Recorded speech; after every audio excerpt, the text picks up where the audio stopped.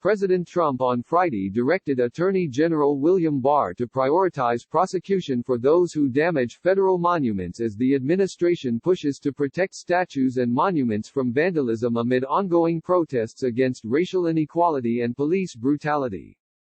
Trump signed an executive order stating that it is U.S. policy to prosecute to the fullest extent permitted under federal law, and as appropriate, any person who destroys, damages, vandalizes or desecrates a monument, memorial or statue or who damages, defaces or destroys religious property. The order also states that it is U.S. policy to withhold federal support from state and local governments who fail to protect public monuments, memorials and statues, and from public spaces tied to state and local governments who do not meet those conditions.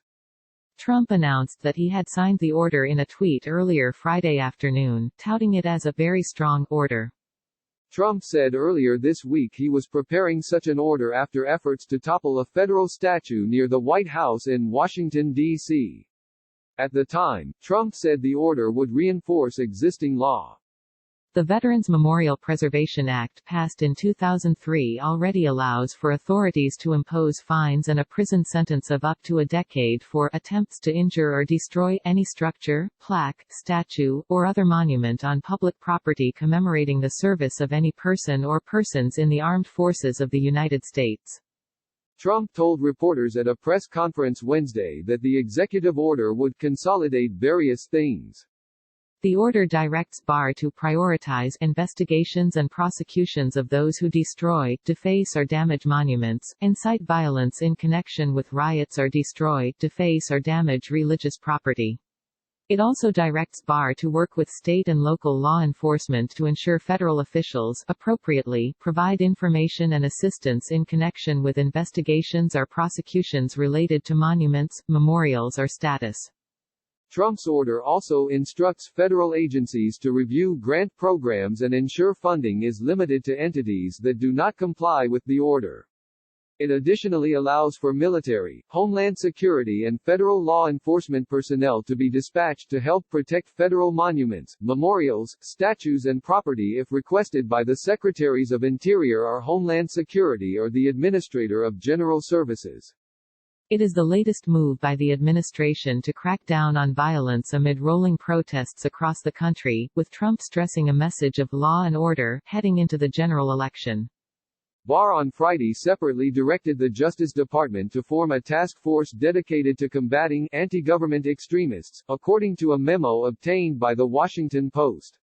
The Attorney General identified members of the anti-fascist movement known as Antifa and the right-wing Boogaloo movement top targets for the newly formed task force. Among other lawless conduct, these extremists have violently attacked police officers and other government officials, destroyed public and private property, and threatened innocent people, Barr wrote, according to the Post. Although these extremists profess a variety of ideologies, they are united in their opposition to the core constitutional values of a democratic society governed by law.